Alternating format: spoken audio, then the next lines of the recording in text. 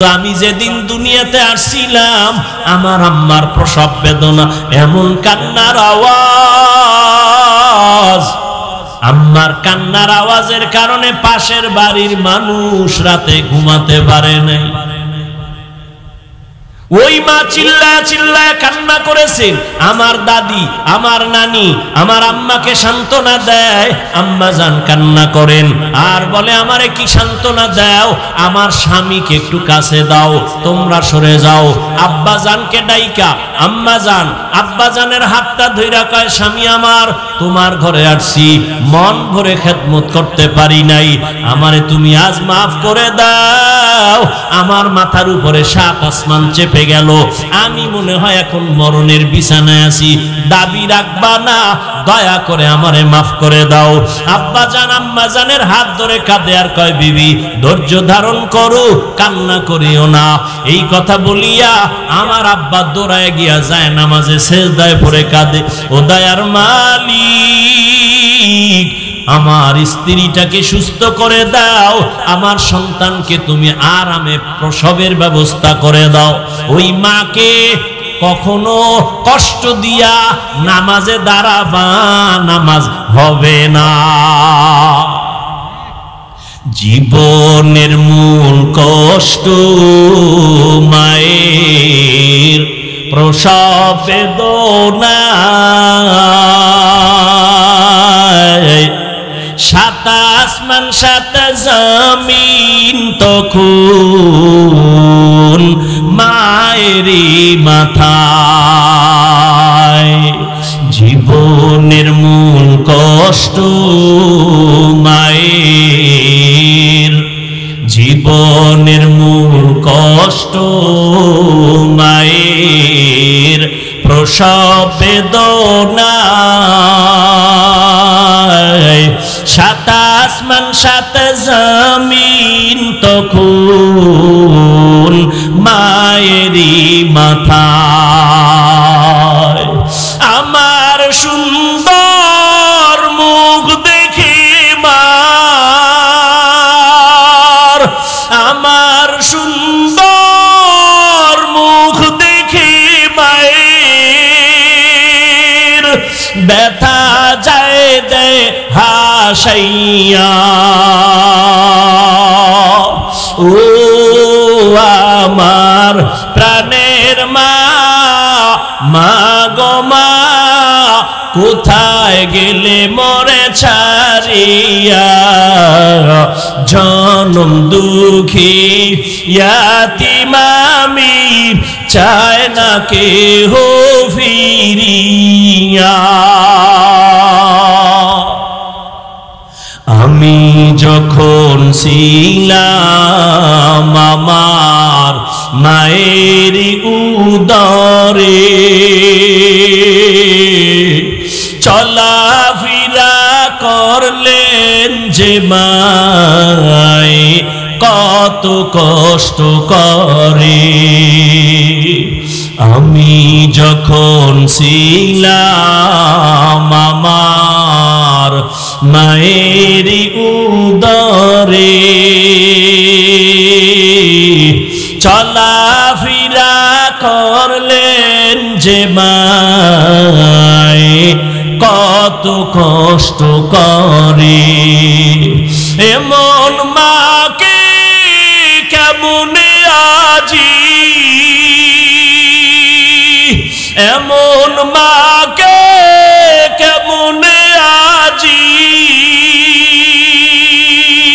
যাব আমি ভুলিয়া। ও আমার প্রাণের মা, মা গো মা কোথায় গেলে মোরে ছাড়িয়া, জনম দুঃখী ইয়াতীম আমি চায় না কেহ ফিরিয়া। মাগো আমি এতিম বলে সবাই দেয় তারাইয়া, ক্ষুধার জ্বালায় দিন কাটাই মা পেটে ক্ষুধা নিয়া, ঘুমের মাঝে মাকে দেখে, ঘুমের মাঝে মাকে দেখে কেঁদে দেই বুক ভাসাইয়া। ও আমার প্রাণের মা, মা গো মা কোথায় গেলে মোরে ছাড়িয়া, জনম দুঃখী ইয়াতীম আমি চাই না কেহ ফিরিয়া। ওই যুবক আল্লাহর গোলাম নামাজের মধ্যে দাঁড়ানো, মা পেছন থেকে পাহাড়ের পাদদেশে ডাক দিছে। যুবক সিদ্ধান্ত নিল আম্মাজানের ডাকে আমি সাড়া দিব না, আমি নামাজের মধ্যেই থাকবো। আল্লাহর ইবাদতে এত মজা, মায়ের ডাকটাকে সে কোনো কর্ণপাত করলো না। বৃদ্ধা মা, নবী বলেন রোদের তাপে নিরুপায় হইয়া বৃদ্ধা মা আবার কষ্ট করে করে বাড়ি চলে গেল। আর দেখার দরকার নাই, কিন্তু না, যতই রাগ করে বাড়ির মধ্যে বিছানায় যখন শুয়ে পড়ে অন্তরের মধ্যে আবার সে আগুন। আমার সন্তানের না দেখলে ঘুম চোখে আসে না, কই ওই সন্তান আমি না দেখে ঘুমাইতে পারি না। আম্মা জান আবার সিদ্ধান্ত নিয়েছেন আমি আর একবার আমার বাবারে দেখার জন্য কষ্ট করে যাব। আমার পাহাড়ের পাশে হেঁটে হেঁটে যাইতে বড় কষ্ট, কিন্তু সন্তানের মোহাব্বত আমি মা বরদাস্ত করতে পারি না, কন্ট্রোল করতে পারি না। দেখার জন্য আর একবার মা রওয়ানা। ঠিক সূর্য উদিত হয়ে গেল, সূর্য উপরে, রোদের তাপ। নবী বলেন ওই আম্মা জান আবার হেঁটে হেঁটে পাহাড়ের পাদদেশে গিয়া দাঁড়ায় গেল।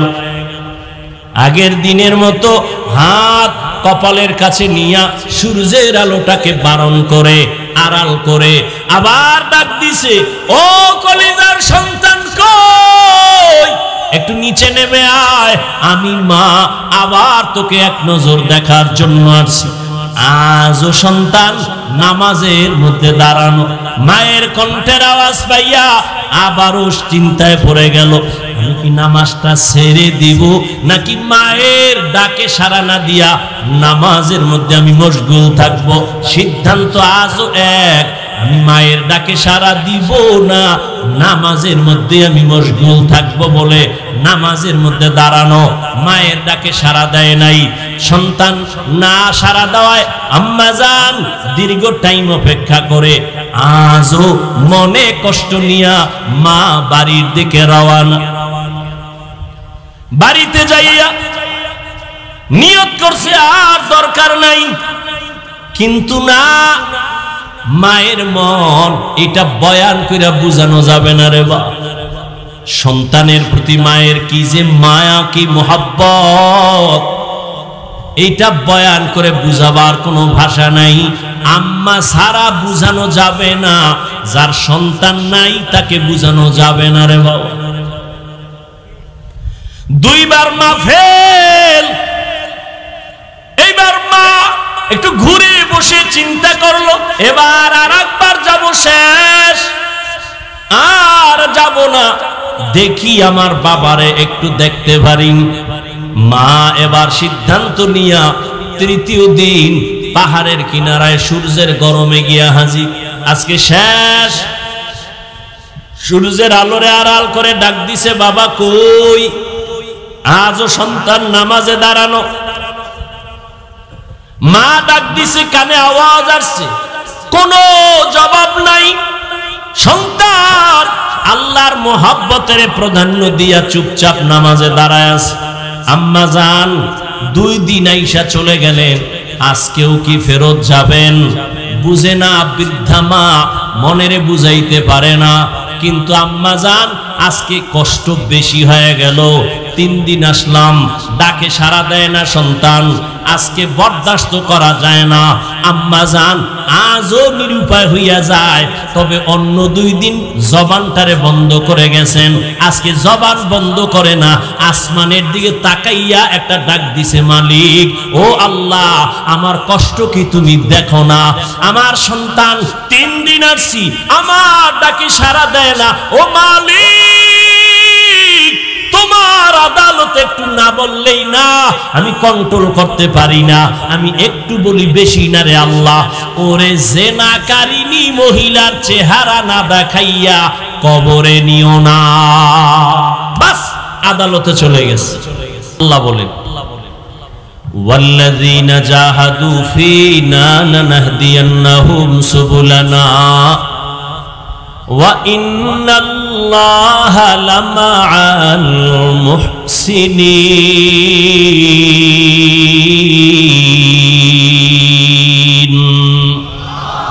আল্লাহ বলেন, যারা চেষ্টা করে চূড়ান্ত ভাবে আল্লাহ পাওয়ার জন্য। কাকে পাওয়ার জন্য? আল্লাহ বলেন, লানাহদিয়ান্নাহুম সুবুলানা, অবশ্যই অবশ্যই আমি আল্লাহ তার সামনে অনেক রাস্তা খুলে দেই। আল্লাহ বলেন, যারা আমাকে পাওয়ার প্রচেষ্টা চালায় আমি নিজ কুদরতে তার সামনে অনেকগুলো রাস্তা খুলে দেই। আল্লাহ পাক বলেন, যারা আমাকে পাওয়ার প্রচেষ্টা চালায় আমি তার সামনে অনেকগুলো রাস্তা খুলে দেই। ওয়া ইন্নাল্লাহা লামাআল মুহসিনিন, আমি আল্লাহ মুহসিনদের সাথেই থাকি। পয়গম্বর বলেন, মান তাওয়াযা লিল্লাহ রাফাআহুল্লাহ, যে ব্যক্তি আল্লাহর সন্তুষ্টির জন্য নিজেকে ছোট মনে করবেন, আল্লাহ তার মর্যাদা অনেক উঁচু বানায় দিবেন।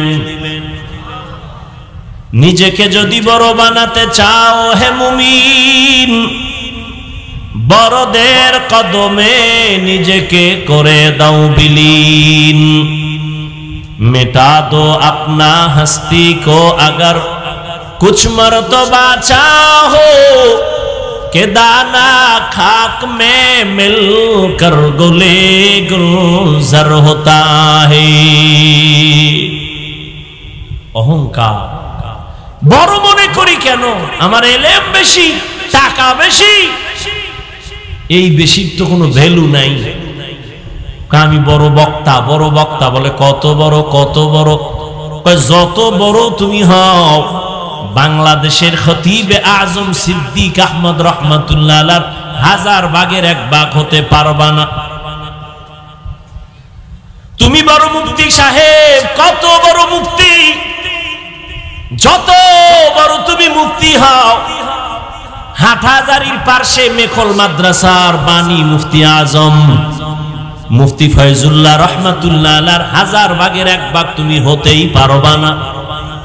কে সে মুফতি ফয়জুল্লাহ? ইন্তেকালের সময় অসুস্থ হয়ে গেছেন, আলেম ওলামা পাশে বসে আছেন, ডাক্তার আইসা টেলিস্কোপ যন্ত্র একটা মাথা কানে লাগায় একটা বুকে লাগায় চিৎকার দিয়া বেহুশ। হুশে আসার পরে বলে, রে ডাক্তার, চিল্লাইয়া বেহুশ হয়ে গেছো কেন? ডাক্তার বলে, আল্লাহর জাতের কসম, শত মানুষ এক জায়গায় বসে আল্লাহর নামের জিকির করলে যেমন আওয়াজ হয়, মুফতি ফয়জুল্লাহর বুকের মধ্যে সিনার মধ্যে সে জিকিরের আওয়াজ কানে শুনেছি। আউলিয়ারা কারে উকবা ইখতিয়ার, জাহেলারা কারে দুনিয়া ইখতিয়ার, মাইলে মোমেন সোয়ে মোমেন মিশাওয়াত, মাইলে কাফের সোয়ে কাফের মিশাওয়াত। এজন্য নবী বলেন, নিজের ছোট মনে করিও, আল্লাহ মর্যাদা বাড়াবেন।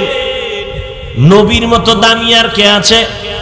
মুফতি ফয়জুল্লাহ রাহমাতুল্লাহ আলাইহি কেন সব মুফতিয়ানে কেরাম মুফাসসিরিনে কেরাম যদি এক পালায় দেই সাহাবায়ে কেরামের সমান হবে না, তারা আরো বড়।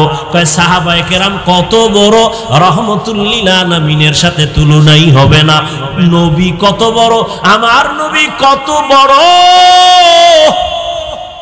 নবী আসার আগে বিধর্মীরা সেই বয়ান করে নবী কত বড়, নবী আসার পরেও বয়ান চলে। নবী বলেন উতিতু ইলমাল আউয়ালিন আল আখিরিন। রহমতের নবী বলেন আল্লাহ আমাকে আউয়াল আর আখিরের ইলম সব আমাকে দান করেছেন। আদমরে যা দিয়েছেন আমাকে তা দিয়েছেন। আদমেরটাও দিলেন, নূহ নবীরটাও দিলেন, শীশ আলাইহিস সালামেরটাও দিলেন, ইব্রাহিম নবীরটাও দিলেন, ইসমাঈল নবীরটাও দিলেন, মূসা নবীর ইলম আমাকে দিয়েছেন। সব নবীদের ইলম আমাকে দান করেছেন। নবী বলেন আমি খুশি। আল্লাহ কয় দিছি তো আমি, কি পরিমাণ দিছি এটা না আমি জানি। আল্লাহ কয় আমি কি দিছি জানেননি? মা উতিতুম মিনাল ইলমি ইল্লা কালিলা। আমার ইলমের সাগর, ওই ইলমের সমুদ্র থেকে নবী আমি আপনাকে যা দিছি খুবই সামান্য। দেখছেন নি কারবার। নিজেকে যদি বড় বানাতে চাও হে মুমিন, বড়দের কদমে নিজেকে করে দাও বিলীন। আল্লাহ কয় আপনারে সামান্য দিছি, তা আল্লাহর কাছে কি পরিমাণ ইলম জমা। এই জন্য আল্লাহ নবীরে কয় আপনি সবসময় দোয়া কইরেন কি রব্বি জিদনি। দেখছেন নি আমনের আমি মাঝে মাঝে আবার বাড়াবো, রব্বি জিদনি ইলমার দোয়া পড়বেন আর আমি ইলম বাড়াবো, আমি ইলম বাড়াবো। আল্লাহর নবী দোয়া পড়তেন সব সময় রব্বি জিদনি ইলমা। ও আল্লাহ তুমি ইলম বাড়াও, জ্ঞান বাড়ায় দাও। ওই ইলম চাই না যেই ইলম দ্বারা ইবলিস বেয়াদবি করেছে। ও বান্দা তুমি ইলম শিখেছো, তোমার জ্ঞান আর তোমার শিক্ষা তোমার ইলমে যদি তোমারে বিনয়ী করতে না পারে, এই ইলম দিয়া লাভ কি? তোমার ইলমে যদি তোমাকে তাওয়াজুআন করতে না পারে, তোমাকে ছোট বানাইতে না পারে, অহংকার মুক্ত করতে না পারে, এই ইলম মদিনার ইলম না, এই ইলম ছিল ইবলিসের ইলম। ইলমে রা'জাজু করদন বেহিসাব, খলকে রাদাদান জওয়াবে বাসওয়াব, হক না দারদ দোস্তে খলকা জারেরা, নিস্তে ই খসলত একে দিনদারেরা। নিজের ছোট বানাইয়া চলিও, মর্যাদা আল্লাহ বাড়ায় দিবেন। দেখবা যেই সমাজের মানুষটা নম্র ভদ্র শালীন, সবাই তারে মহব্বত করে সম্মান করে। আর যার মধ্যে নম্রতা নাই ভদ্রতা নাই, কেউ তারে মহব্বত করে না, দূরে রাখে। বিনয়ী হতে হলে আদবওয়ালা হতে হয়। এজন্য নবী বলেন আদাবানি রব্বি ফাআহসানা তাদিবি। রব আমারে আদব শিখাইছেন, আমি মায়ের গর্ভ থেকে আদব শিখে আসি নাই। আদব এটা শিখতে হয়, মায়ের গর্ভ থেকে নিয়ে আসা যায় না। আসেন আমি আয়াতের মধ্যে ঢুকি। আল্লাহ বলেন যারা প্রাণপণে চেষ্টা করে আল্লাহ পাওয়ার জন্য, আমি আল্লাহ তাদের জন্য অনেক রাস্তা খুলে দিব। অনেক বলতে কি একটা? জবাব দেন। অনেক, 100, 1000 না 1 লাখ, কোন সীমা না।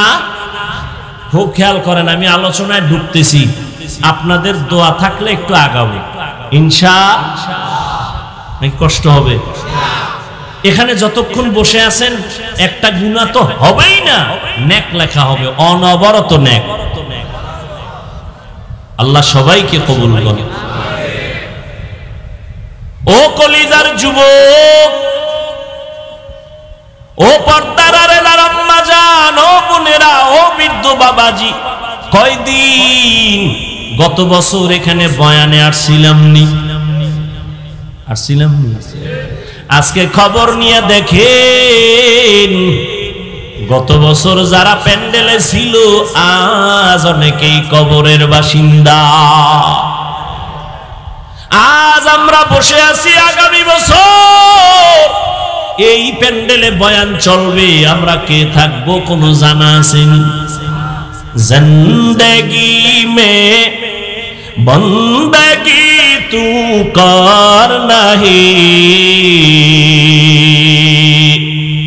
जिंदगी में बंदगी तू कर नहीं,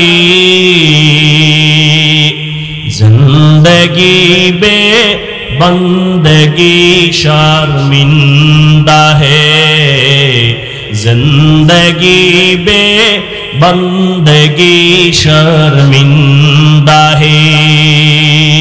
খারাপ লাগে যুবকেরা?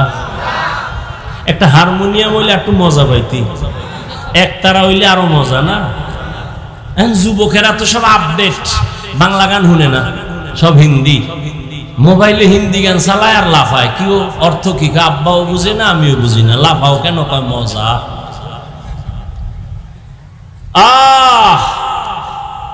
এরে যুবক, ঘুমের ঘরেও তো কত যুবকের মরণ হয়, হয় না? হয় না? এই চিন্তা যদি করতি যে ঘুমের মধ্যে আজরাইল আসতে, যদি চিন্তা করতি গানের তার কানের মধ্যে লাগায় ঘুমাইতি না? ও মুসলমান বাবা, তুমি গানের তার কার লাগাইয়া ঘুমাও, আজরাইল এসে যদি দেখে তোমার কানের মধ্যে গানের তার লাগানো, মুসলমান হিসাবে চিন্তা করো কবরে গিয়া কি জবাব দিবা? আমার কথায় তো আর ফিরবি না। হেদায়েতের মালিক নবীও না, কে? মান ইয়াহদিল্লাহু ফালা মুদিল্লা লাহু ওয়া মান ইউদ্লিল ফালা হাদিয়া লাহু। আল্লাহ যাকে হেদায়েত দেন কেউ তাকে ধ্বংস করতে পারে না। ও যুবক বাবা, আমার বয়ানে ফিরবা কোনো গ্যারান্টি নাই, তবে একটু আবদার করি মাঝে মাঝে পারলে একটু তোমার ডিউটির বাইরে, তোমার ডিউটি বাদ দিয়া না, তোমার শিডিউলের বাইরে আমার একটা আবদার মাইনো মাঝে মাঝে। সেটা কি? তুমি সারা রাত মোবাইলের ডিউটি যখন শেষ কইরা ঘুমাবা, ডিউটি শেষ, এখন কি ঘুম, ঠিক ওই সময় মোবাইলে সার্চ দিবা কোরআন তেলাওয়াত, দেখবা মক্কা মদিনার ইমাম হাজির। এইবার মোবাইলে তেলাওয়াত চালু কইরা বালিশের পাশে মোবাইলটা রাইখা আস্তে ঘুমায় যাবে। শুনতে শুনতে ঘুমাও।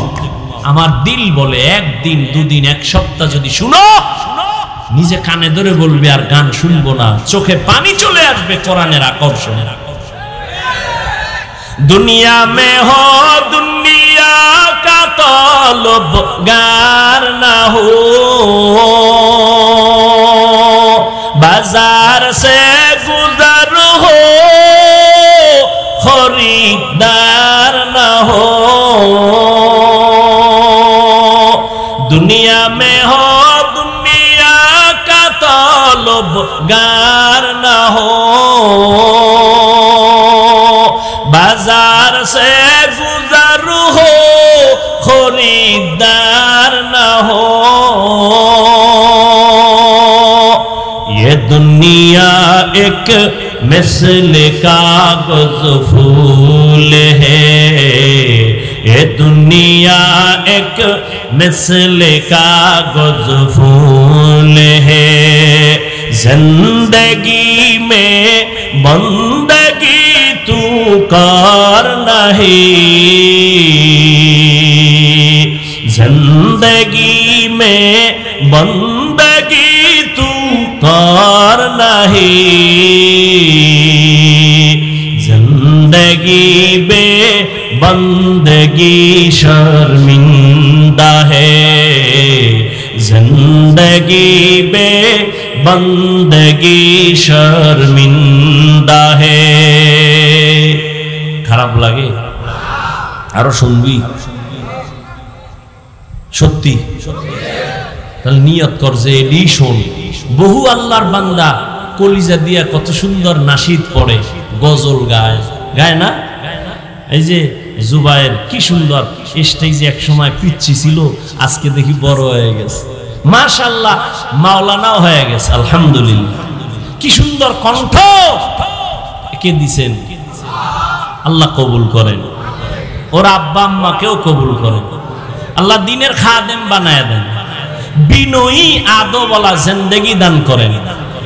यहाँ हम सब मुसाफिर दिल ना लगा,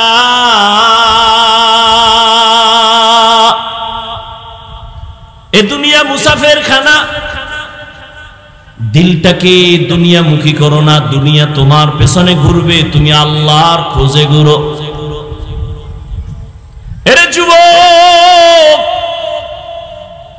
ভালো করে বুঝো, আল্লাহ বলেন যারা আমাকে পাওয়ার জন্য চূড়ান্ত ভাবে চেষ্টা করে আমি রাস্তা খুলে দিব, একটা না অনেক।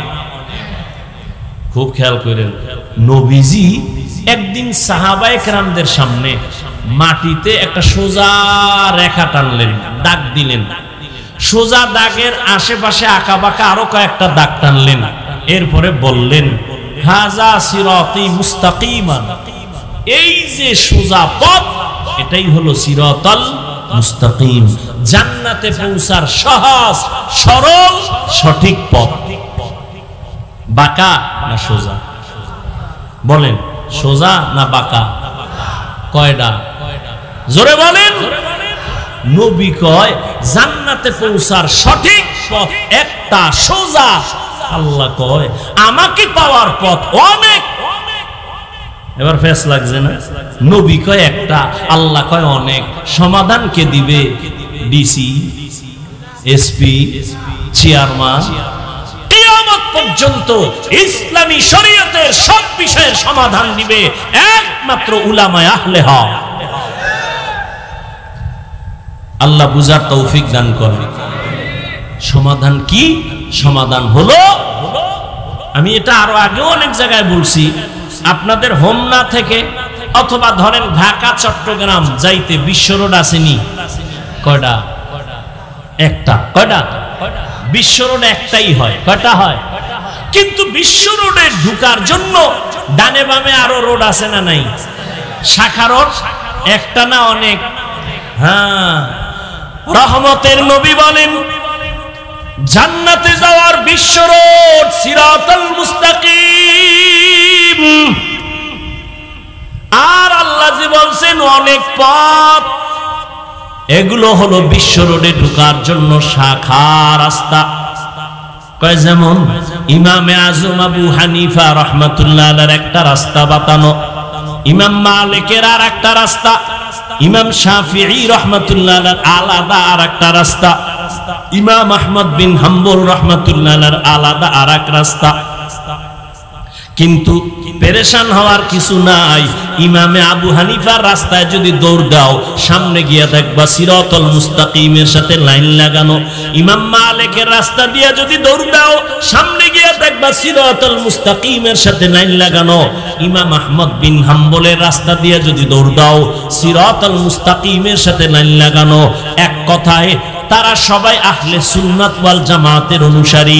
এদের পথ দিয়া যদি আগাইতে থাকো, সিরাতাল মুস্তাকিম দিয়া জান্নাতে পৌঁছতে পারবা। লাকাদ জানাল বিলাদা ওয়া মান আলাইহা ইমামুল মুসলিমিনা আবু হানিফা। আবু হানিফা বুদ ইমামে বাসফা, আসরাজে উম্মতানে মুস্তফা। তাহলে আল্লাহ পাওয়ার রাস্তা অনেক। আমার কাম কি? খেয়াল করেন, আমি বয়ান কিন্তু গুছাই নিতেছি। আমার কাম কি? আল্লাহ রাস্তা খুলে দিবেন অনেক। আমার কিছু করণীয় নাই। কি? চেষ্টা। বলেন কি? আসায়ু মিন্নি ওয়াল ইতমামু মিনাল্লাহ। বান্দার কাজ চেষ্টা করা, পরিপূর্ণতাকে দিবেন আল্লাহ দিবেন। খুব খেয়াল করেন, এখন চেষ্টা যে করবে, সবাই চেষ্টা করে। অনেকে নামাজ নাই, টুকটাক পড়ে, কয় আল্লাহর কাছে অনেক চাইছি, চেষ্টা করি পারি না। ছেলে নামাজ পড়ে না কেন? কয় চেষ্টা করি পারি না। চেষ্টা কি এটা বুঝেন। সবাই চেষ্টা করে, আসলে চেষ্টা লাইন ছাড়া করলে হবে না। হোমনা বাজারে কুত্তা আসেনি, কথা কয় না। এই কুত্তারে দেখবেন ওর ডিউটি খালি দৌড়। সকালে দেখবেন দৌড়, সন্ধ্যা পর্যন্ত এই জায়গায় কুকুর হুইয়াই খায়। কেউ তুই সারাদিন দৌড়ে আবার জায়গায় কেন? আমি সোজা দৌড় দিই নাই তো, বাঁকা হয়ে দৌড়াইছি। যদি সোজা দৌড় দিতাম তাহলে মেঘনা দাউদকান্দি ঘুরে আবার আসতে পারতাম। তাহলে সোজা দৌড়াই তৈব, লাইন ছাড়া দৌড়াইলে হবে? এখন বান্দা চেষ্টা করবে আল্লাহ পাওয়ার জন্য, সেই চেষ্টাটা সঠিকভাবে হবে কিভাবে চেষ্টা করলে। এজন্য এই কথাটা আমি টানতেছি, খুব খেয়াল করেন। সঠিকভাবে চেষ্টা করার জন্য 3টা গুণ লাগবে। বলেন কয়টা? ধৈর্য হবে, শোনার মতো হবে ইনশাআল্লাহ। আল্লাহ কবুল করা। কয়টা গুণ লাগবে? কি জন্য? সঠিক চেষ্টা করার জন্য। যে করবে 3 গুণ নিয়ে চেষ্টা করবে, ওয়াল্লাহি আল্লাহর কসম, সে দুনিয়াও শান্তি মুক্তি, আখিরাতে বিনা হিসাবে জান্নাত। কয় গুণ? প্রথম গুণের নাম আদব। বেয়াদব কিয়ামত পর্যন্ত দৌড়াইলো খুঁজে পাবে না। বেয়াদবকে আল্লাহ চেষ্টায় ব্যর্থ করে দিবেন। 1 নাম্বার গুণ কি? আদব। একটু আগেই বলছি, এতক্ষণ আমার আলোচনা চলতেই ছিল, বিনয়ী হও, আদবালা হও। নবী বলেন আদব আল্লাহ আমাকে শিখাইছেন। আদবের আরেক নাম সুন্নত। আদবের আরেক নাম কি? আমরা মনে করি বড় হুজুরের সামনে, মুরব্বীদের সামনে নতজানু হইয়া বসা আদব না। যেই জিনিস যেই জায়গায় রাখা প্রয়োজন ওখানে রাখার নাম আদব। যেই কথা যেই জায়গায় বলার নিয়ম, ওই নিয়ম অনুযায়ী ওখানে ওই কথা বলার নাম আদব। কারণ আমি যদি কয়ে আমার চিননি কি, আমি বড় বক্তা, আমি বড় মাওলানা, মুফতি, সবাই বলবে না অহংকারী? বুঝেন বুঝেন, বলবে না? আচ্ছা, এখন হোমনা মসজিদে ইমাম নিবে, কি নিবে? ইমাম নিবে। ইন্টারভিউ হয়নি, কথা বলেন না কেন? ইন্টারভিউতে বড় বড় আলেম বয়া রয়েছে টেবিলে, ভাই আপনি কি পড়ছেন? এখন যদি বিনয়ী হয়ে কয় না হুজুর কিছুই করিনি, আমি কিচ্ছুই, আমার ইলম নাই, আমল নাই, কিচ্ছু নেই, এটা আদব। কথা বলেন, ওখানে ইন্টারভিউর টেবিলে এটা বলা আদব। তাহলে যেখানে যেই কাজ করার নিয়ম, যে কথা বলার নিয়ম, ওখানে ওই প্রয়োগ করা এর নাম আদব। সেই ক্ষেত্রে হাঁটার মধ্যে আদব আছে, কথার মধ্যে আদব আছে, চোখের চাহনির মধ্যেও আদব আছে। এই যে হাত পা নাড়াচাড়া করি, এখানেও কি আছে? আদব। যার আদব নাই ওই বান্দা কোনদিন চেষ্টা করেও সীমানায় যেতে পারবে। লিকুল্লি শাইইন যিনাতুন ফিল ওয়ারা ওয়াজিনাতুল মারই তামামিল আদাবি।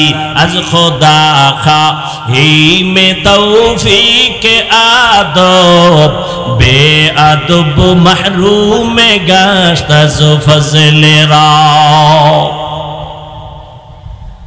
রাষ্ট্র পরিচালনা করেন একজন ব্যক্তি, বড় বুজুর্গ, নাম হলো সুলতান মাহমুদ গজনবী। সুলতান মাহমুদ গজনবী একদিকে রাষ্ট্র চালায়, রাজনীতিবিদ নেতা, অন্যদিকে তাহাজ্জুদের মুসাল্লার বুজুর্গ। নাম কি? সুলতান মাহমুদ গজনবী। ইন্তেকালের পরে তার আপনজনকে স্বপ্ন যোগে জিজ্ঞাসা করা হলো কবরের কি হালাত? বলে আলহামদুলিল্লাহ, আল্লাহ কবরে আমারে মাফ করে দিয়েছেন। কি আমলের বিনিময়? বলে এমন বড় কোনো আমল না, একটা ছোট আদব বলা কাজের কারণে আল্লাহ মাফ করেছে। কিসের কারণে মাফ করছেন? ছোট্ট একটা আদব বলা কাজ। কি সে কাজ? সুলতান মাহমুদ গজনবী বলেন, আমি রাষ্ট্র পরিচালনার ক্ষেত্রে এদিক থেকে সেদিক আমি যাত্রা করতাম। কোথাও যাওয়ার পথে একদিন রাতের বেলা গভীর আমি যাত্রা বিরতি করলাম। এলাকার পাহাড়িয়া জঙ্গলের পাশে ছোট একটা ঘর আমার প্রজাদের বাড়িতে আমি স্থান নিলাম রাতটা যাপন করার জন্য। খেয়াল করেন, রাত যাপনের জন্য রাত্রে যখন আমি ছোট একটা ঘর, ওখানে আমাকে রাত্রি যাপন করার জন্য দিল, আমাকে যেই রুমটা দিল শোয়ার জন্য, আমি বিছানায় গিয়া মোটামুটি গরিবী হালাতে ওদের বিছানা, আমি যখন শুইতে গেলাম হঠাৎ তাকায় দেখি আমার পায়ের কিনারায় একটা তাক আছে, তাক, ওই তাকের উপরে এক জিলদ কোরআন শরীফ রাখা। খুব খেয়াল করুন, তাকের উপরে এক জিলদ কোরআন, শুয়া হঠাৎ কোরআন শরীফ দেখে বসে পড়লাম। চিন্তা করলাম আমি এখানে আরামে ঘুমাবো আর কোরআন শরীফ পায়ের কিনারায় উপরে থাকবে, এটা কেমন কেমন লাগে। তো কি করি, মনে মনে ভাবি কোরআন শরীফটা অন্য রুমের মধ্যে রেখে আসি, আমি এখানে একটু আরামে ঘুমানোর জন্য। আমি এবার বসা থেকে উঠে গেলাম, উঠিয়া তাকের থেকে কোরআন শরীফটা হাতের মধ্যে নিলাম অন্য রুমে রাখার জন্য। আমি এক কদম দু কদম দিয়ে যখন হাঁটতেছি হঠাৎ করে আবার থমকে দাঁড়ায় গেলাম, দিলের মধ্যে একটা বাড়ি লাগলো। আরে আমি সুলতান মাহমুদ, আমার দাম বেশি কোরআনের থেকে? এটা তো হতে পারে না। আমি আরামে ঘুমাবো, কোরআন শরীফ দূরে রাখবো, এটা ময়লা রুমের মধ্যে আমার আরামের জন্য না। কোরআন শরীফ সুন্দর জায়গায় থাকবে, প্রয়োজনে আমি ময়লা বিছানায় গিয়া ঘুমায় থাকবো ময়লা রুমের মধ্যে। আমি আবার ব্যাক করলাম, ব্যাক কইরা আল্লাহর কোরআনটা আবার জায়গায় রাখলাম মুইসা টুইসা চুমা দিয়া। এরপরে অন্য ময়লা রুমে আমি ঘুমায় গেলাম, আমার মাওলার কোরআনের সাথে একটু আদব রক্ষা করলাম। আমার আল্লাহ এই আদবের বরকতে আমাকে কবরে মাফ করে দিয়েছে। লিকুল্লি শাইইন জিনাতুন ফিল ওয়ারা ওয়া জিনাতুল মারই তামামিল আদাবি আজ খোদা খাহি মে তৌফিক আদব বে আদব মাহরুম গাশত আজ ফজলেরা। আর আমার স্কুল কলেজের ছেলেরা বোনেরা, এরা বিদ্যার পৃষ্ঠা ছিঁড়ে জুতার মধ্যে ঢুকা। মিশা কইছি আছে না নাই? আরে বেটা, বুঝাবার জন্য বলি, মোহাব্বত লাগায় বলি, শত্রু মনে করিও না। পৃথিবীতে ওলামায়ে কেরাম তোমাদের চূড়ান্ত বন্ধু, আর কেউ বন্ধু না, সব ধান্দাবাজ। কেউ তোমাদের আপন না, সব স্বার্থপর। স্বার্থে আঘাত লাগলে দল থেকে সদস্য পদ কাটে না, কল্লা কেটে দেয়। সত্য কথা বলো, মানো আর না মানো, স্বীকার করো। এই স্বার্থপর আছে না নাই? একমাত্র উলামায়ে কেরাম নিঃস্বার্থ তোমাদের বন্ধু, খোদার কসম করে বলি। আর কেউ তোমাদের বন্ধু নেই, সব স্বার্থপর। কিন্তু তোমরা উলামায়ে কেরামের কাছে যাও না, দূরে থাকতে চাও। এই অবস্থা পরিবর্তন করো। উলামায়ে কেরাম কলিজা দিয়া দোয়া করে, মহব্বত করে। আল্লাহ বুঝার তৌফিক দান করে। কোরআনের সাথে আদব রক্ষা আল্লাহ নাজাত দিয়ে দিয়েছেন। ও যুবক, চূড়ান্ত ভাবে চেষ্টার জন্য লাগবে আদব। বেয়াদব জমিনে শান্তি নাই। এক তো নিজের ব্যক্তিগতভাবে চলাফেরার মধ্যে আদব, দ্বিতীয় মুরব্বীদের কাতারে আমার জীবনের সফল দোয়ার জন্য একমাত্র পুঁজি হলো প্রথম আমার আব্বা আম্মা। মা বাবার দোয়া তোমার আমার সফলতার পুঁজি যুবক। দ্বিতীয় সিঁড়িতে আছে তোমার আমার সফলতার পুঁজি, দোয়া করবে আমার শিক্ষক, তোমার ওস্তাদ। তৃতীয় হলো উলামায়ে কেরাম, মুরব্বী।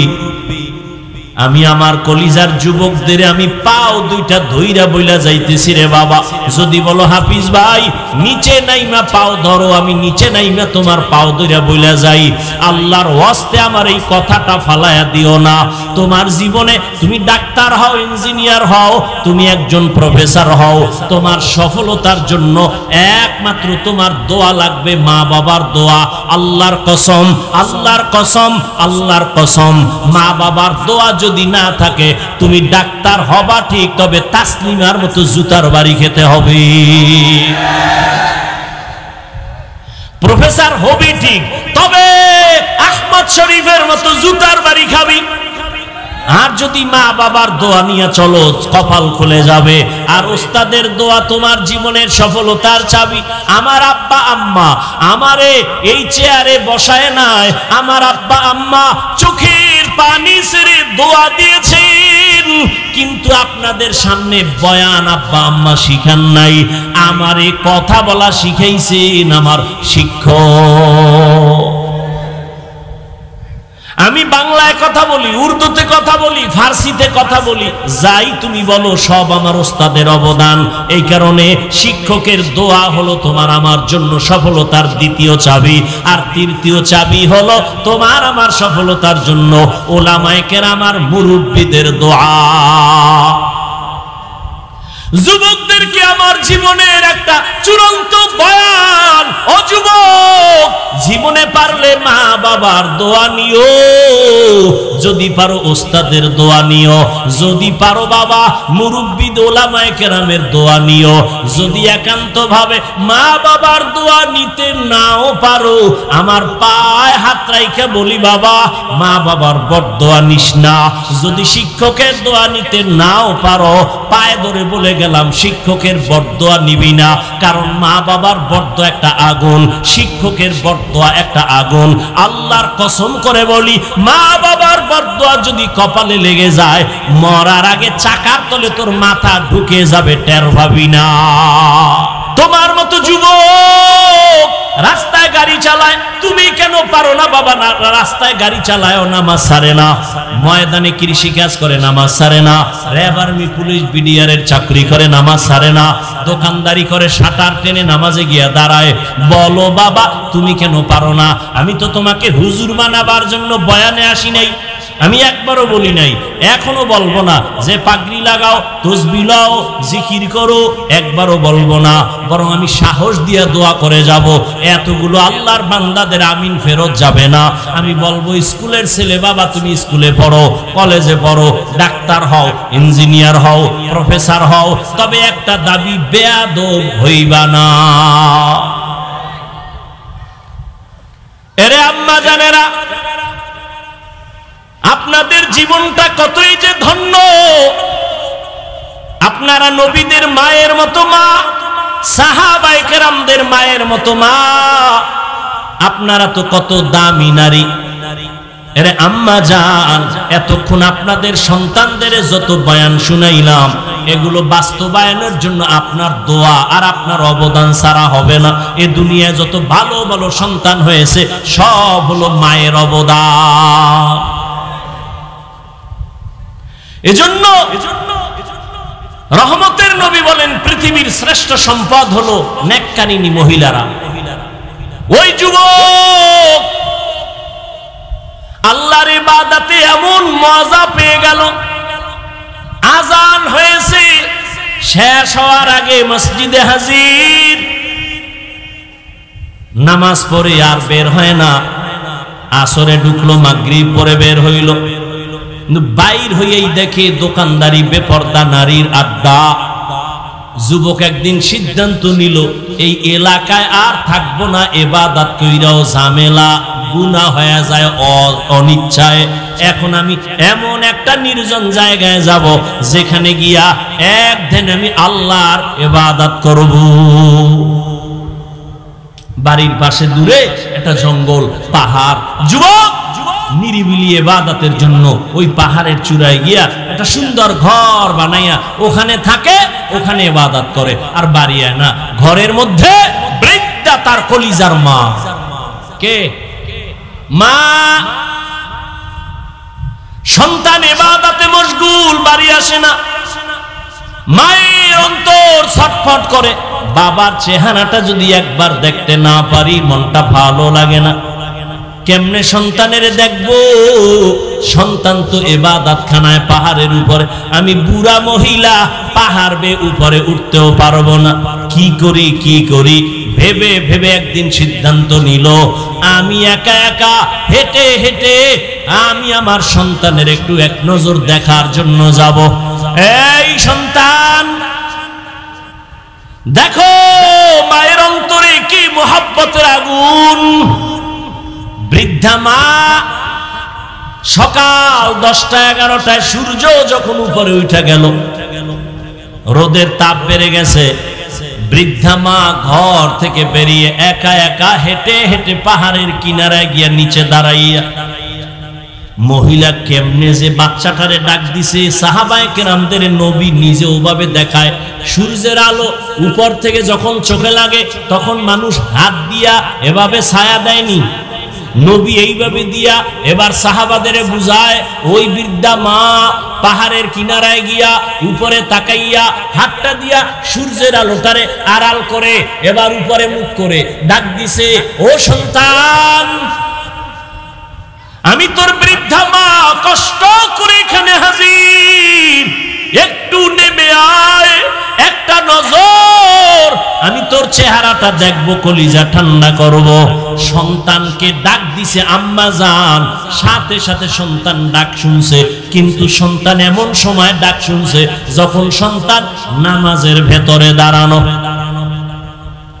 সন্তান চিন্তা পড়ে গেছে, আম্মা জান যে ডাক দিল, আমি কি আম্মার ডাকে সাড়া দিব নাকি আল্লাহর মোহাব্বতে নামাজেই থাকবো? চিন্তা কইরা সন্তান সিদ্ধান্ত নিল, না মায়ের ডাকে সাড়া দিব না, আমি আল্লাহর মোহাব্বতে নামাজেই থাকবো। মাসআলা কি? নফল নামাজে দাঁড়াইছো, মা ডেকেছে বারবার, জরুরি, নামাজ ছেড়ে দাও, মায়ের ডাকে সাড়া দাও। কারণ তোমার পুরো জীবনটাকে যদি মায়ের গোলাম পায়ের নিচে দিয়া দাও, মায়ের ঋণ আদায় হবে। জীবন দিয়া মা কষ্ট করেছেন, যে আমার আম্মা জানের কণ্ঠের আওয়াজ ভেতরের রুমের থেকে সামনের দরজায় কেউ থাকলে শুনে না, এত কণ্ঠ ছোট। কিন্তু আমি যেদিন দুনিয়াতে আসছিলাম, আমার আম্মার প্রসব বেদনা, এমন কান্নার আওয়াজ, আম্মার কান্নার আওয়াজের কারণে পাশের বাড়ির মানুষ রাতে ঘুমাতে পারে নাই। ওই মা চিল্লায় চিল্লায় কান্না করেছেন। আমার দাদি, আমার নানি, আমার আম্মাকে সান্ত্বনা দেয়, আম্মা জান কান্না করেন আর বলে, আমারে কি সান্ত্বনা দাও, আমার স্বামীকে একটু কাছে দাও, তোমরা সরে যাও। আব্বা জানকে ডাইকা আম্মা জান আব্বা জানের হাতটা ধইরা কয়, স্বামী আমার, তোমার ঘরে আসছি, মন ভরে খেদমত করতে পারি নাই, আমারে তুমি আজ মাফ করে দাও। আমার মাথার উপরে 7 আসমান চেপে গেল, আমি মনে হয় এখন মরণের বিছানায় আছি, দাবি রাখবা না, দয়া করে আমারে মাফ করে দাও।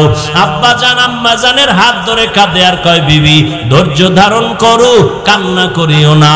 এই কথা বলিয়া আমার আব্বা দৌড়ায় গিয়া যায় নামাজে সেজদায় পড়ে কাঁদে, ও দয়ার মালিক, আমার স্ত্রীটাকে সুস্থ করে দাও, আমার সন্তানকে তুমি আরামে প্রসবের ব্যবস্থা করে দাও। ওই মাকে কখনো কষ্ট দিয়া নামাজে দাঁড়াবা, নামাজ হবে না। জীবনের মূল কষ্ট মায়ের প্রসব বেদনা, 7 আসমান 7 জমিন তখন মায়েরই মাথায়। জীবনের মূল কষ্ট মায়ের, জীবনের মূল কষ্ট মায়ের প্রসব বেদনা। সাত আসমান সাত জমিন তখন মায়েরই মাথায়। আমার সুন্দর মুখ দেখে মার, আমার সুন্দর মুখ দেখে মায়ের ব্যথা যায় দে হাসাইয়া। ও আমার প্রাণের মা, মা গো মা, কোথায় গেলে মোরে ছাড়িয়া? জনম দুঃখী ইয়াতীম আমি, চায় না কেহ ফিরিয়া। আমি যখন ছিলাম আমার মায়ের উদরে, চলাফেরা করলেন যে মায় কত কষ্ট করে। আমি যখন ছিলাম আমার মায়ের উদরে, চলাফেরা করলেন যে মায় কত কষ্ট করে। এমন মাকে কেমনে আজি, এমন মাকে কেমনে আজি যাব আমি ভুলিয়া। ও আমার প্রাণের মা, মা গো মা, কোথায় গেলে মোরে ছাড়িয়া? জনম দুঃখী ইয়াতীম আমি, চায় না কেহ ফিরিয়া। মাগো আমি এতিম বলে সবাই দেয় তাড়াইয়া, ক্ষুধার জ্বালায় দিন কাটাই মা পেটে ক্ষুধা নিয়া। ঘুমের মাঝে মাকে দেখে, ঘুমের মাঝে মাকে দেখে কেঁদে দেই বুক ভাসাইয়া। ও আমার প্রাণের মা, মা গো মা, কোথায় গেলে মোরে ছাড়িয়া? জনম দুঃখী ইয়াতীম আমি, চায় না কেহ ফিরিয়া। ওই যুবক আল্লাহর গোলাম নামাজের মধ্যে দাঁড়ানো, আজারছে মা পেছন থেকে পাহাড়ের পাদদেশে ডাক দিছে। যুবক সিদ্ধান্ত নিল, আম্মা জানের ডাকে আমি সাড়া দিব না, আমি নামাজের মধ্যেই থাকবো। আল্লাহর ইবাদতে এত মজা, মায়ের ডাকটাকে সে কোনো কর্ণপাত করলো না। বৃদ্ধা মা, নবী বলেন রোদের তাপে নিরুপায় হইয়া বৃদ্ধা মা আবার কষ্ট করে করে বাড়ি চলে গেল। আর দেখার দরকার নাই, কিন্তু না, যতই রাগ করে বাড়ির মধ্যে বিছানায় যখন শুইয়া পড়ে, অন্তরের মধ্যে আবার সে আগুন। আমার সন্তানের না দেখলে ঘুম চোখে আসে না, কই ওই সন্তান আমি না দেখে ঘুমাইতে পারি না। আম্মা জান আবার সিদ্ধান্ত নিয়েছেন, আমি আর একবার আমার বাবারে দেখার জন্য কষ্ট করে যাব। আমার পাহাড়ের পার্শ্বে হেঁটে হেঁটে যাইতে বড় কষ্ট, কিন্তু সন্তানের মোহাব্বত আমি মা বরদাস্ত করতে পারি না, কন্ট্রোল করতে পারি না। দেখার জন্য আর একবার মা রওয়ানা। ঠিক সূর্য উদিত হয়ে গেল, সূর্য উপরে, রোদের তাপ। নবী বলেন ওই আম্মাজান আবার হেঁটে হেঁটে পাহাড়ের পাদদেশে গিয়া দাঁড়ায় গেল। আগের দিনের মতো হাত কপালের কাছে নিয়া সূর্যের আলোটাকে বারণ করে, আড়াল করে আবার ডাক দিছে, ও কলিজার সন্তান কই, একটু নিচে নেমে আয়, আমি মা আবার তোকে এক নজর দেখার জন্য আসছি। আজও সন্তান নামাজের মধ্যে দাঁড়ানো, মায়ের কণ্ঠের আওয়াজ পাইয়া আবারও চিন্তায় পড়ে গেল, আমি কি নামাজটা ছেড়ে দিব নাকি মায়ের ডাকে সাড়া না দিয়া নামাজের মধ্যে আমি মশগুল থাকবো। সিদ্ধান্ত আজও এক, আমি মায়ের ডাকে সাড়া দিব না, নামাজের মধ্যে আমি মশগুল থাকবো বলে নামাজের মধ্যে দাঁড়ানো। মায়ের ডাকে সাড়া দেয় নাই। সন্তান না সাড়া দেওয়ায় আম্মাজান দীর্ঘ টাইম অপেক্ষা করে আজও মনে কষ্ট নিয়া মা বাড়ির দিকে রওয়ানা। বাড়িতে যাইয়া নিয়ত করছে আর দরকার নাই, কিন্তু না, মায়ের মন এটা বয়ান করে বুঝানো যাবে না রে বা। সন্তানের প্রতি মায়ের কি যে মায়া, কি মোহাব্বত, এইটা বয়ান করে বুঝাবার কোনো ভাষা নাই। আম্মা ছাড়া বুঝানো যাবে না, যার সন্তান নাই তাকে বুঝানো যাবে না রে বাবা। দুইবার মা ফেল, এইবার মা একটু ঘুরে বসে চিন্তা করলো, এবার আর একবার যাব, শেষ আর যাব না, দেখি আমার বাবারে একটু দেখতে পারি। মা এবার সিদ্ধান্ত নিয়া তৃতীয় দিন পাহাড়ের কিনারায় সূর্যের গরমে গিয়া হাজির। আজকে শেষ। সূর্যের আলোরে আড়াল করে ডাক দিছে, বাবা কই? আজও সন্তান নামাজে দাঁড়ানো। মা ডাক দিছে, কানে আওয়াজ আসছে, কোনো জবাব নাই। সন্তান আল্লাহর মোহাব্বতের প্রাধান্য দিয়া চুপচাপ নামাজে দাঁড়ায় আছে। আম্মা জান 2 দিন আইসা চলে গেলেন, আজকেও কি ফেরত যাবেন? বুঝে না, বৃদ্ধা মা মনেরে বুঝাইতে পারে না।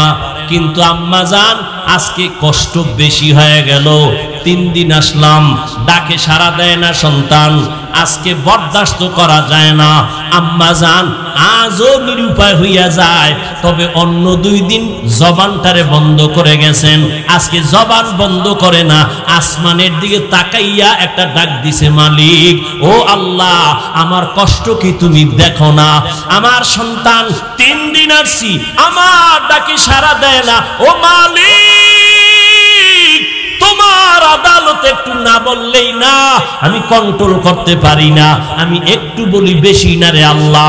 ওরে জেনাকারিনী মহিলার চেহারা না দেখাইয়া কবরে নিও না।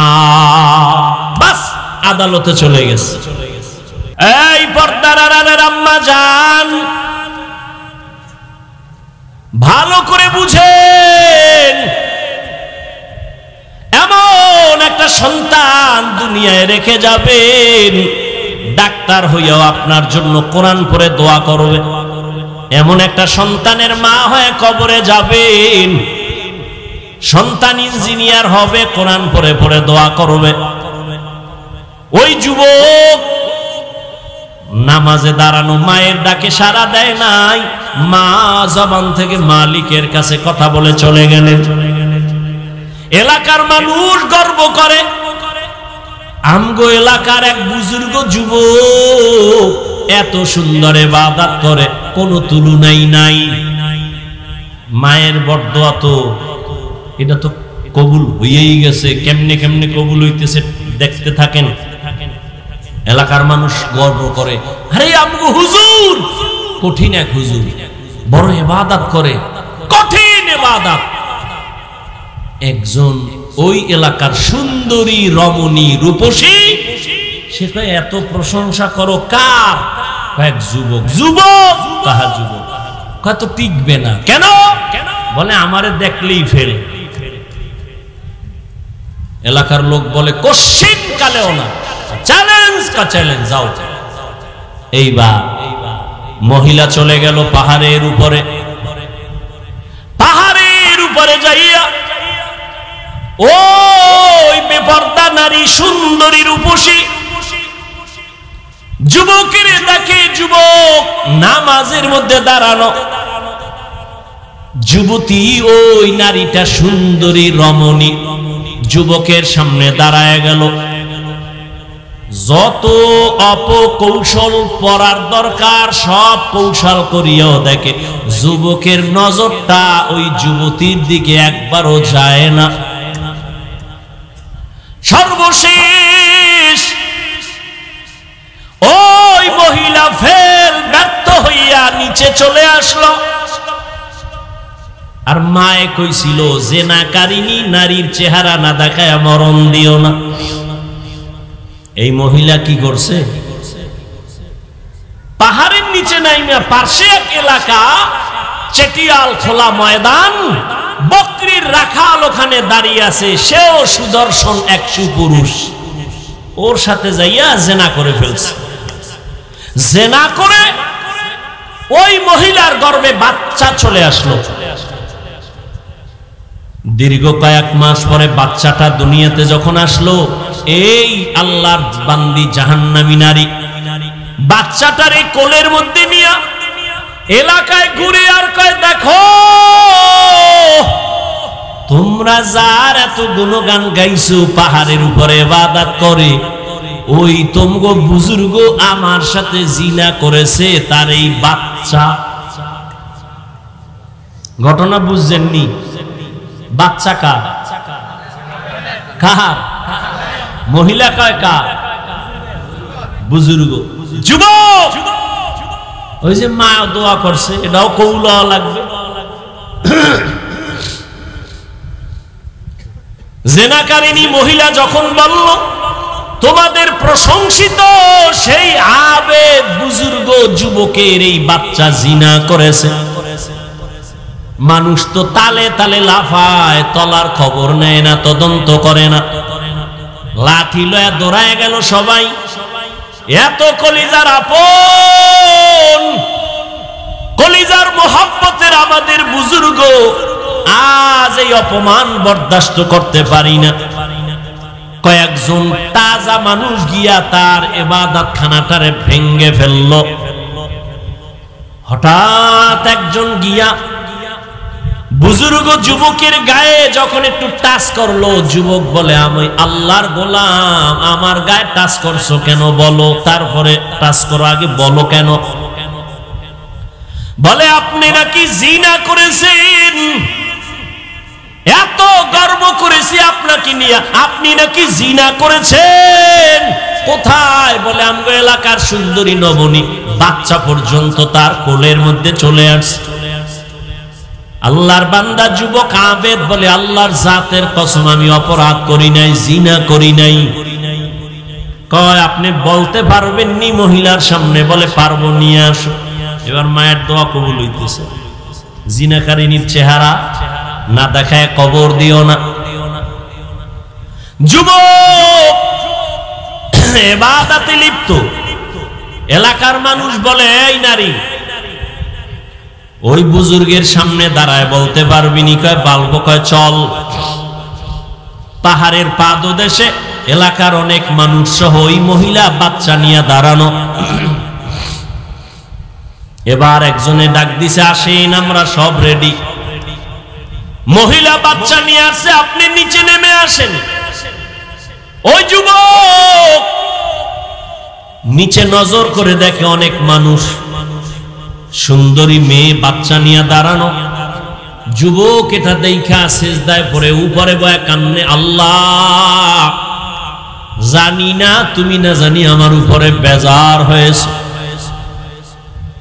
ও আল্লাহ, আমি এতদিন তোমার কদমে কুদরতি ভাবে সিজদা করি, তুমি ইজ্জত হেফাজতের মালিক, আমার উপরে অপবাদ আসছে আমি নাকি জিনা করেছি। আল্লাহ তুমি তো জানো আমি নিষ্পাপ, আমি জিনা করি নাই।